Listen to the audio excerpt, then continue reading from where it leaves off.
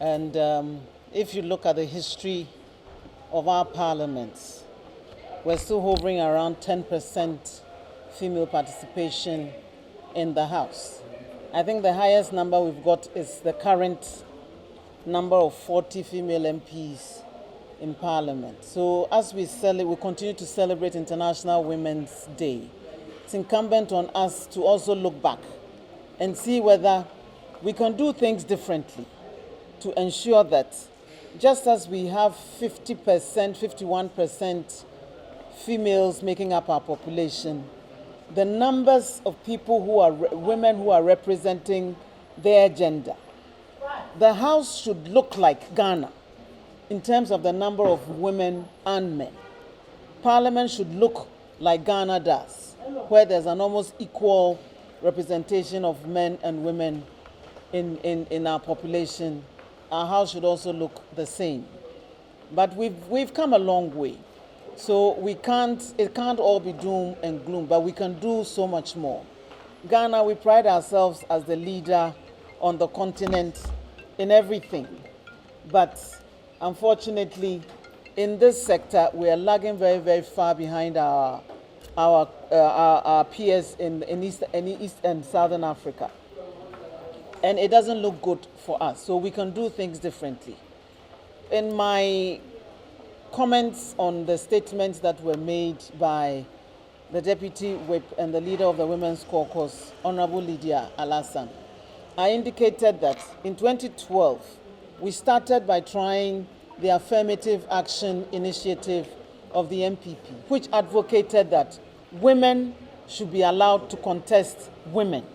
Not that there will be no contest, but if we allow women to contest women across both sides of the political divide, no matter who wins that seat, it will still be a woman representing that constituency. I think we need to revisit some of those initiatives. We've also spoken about the parties themselves.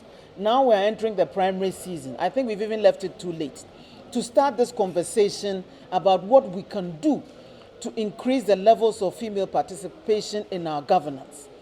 It is an indictment on us as a country that after so many years of independence, we still have very few women in decision-making in our country. It starts from the primary selection process. So I know the NDC is going for their primaries in May. MPP will also be doing theirs shortly. We are the two biggest parties in this country. If both parties decide that this time around we're going to do something differently, we thank them for reducing the filing fees for women, but it's not enough. It was done many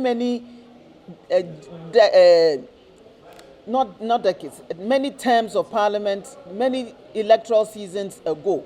It still hasn't improved the levels beyond 10%. So we need to do something different and something drastic, if indeed we believe that we need more women in decision-making in our country.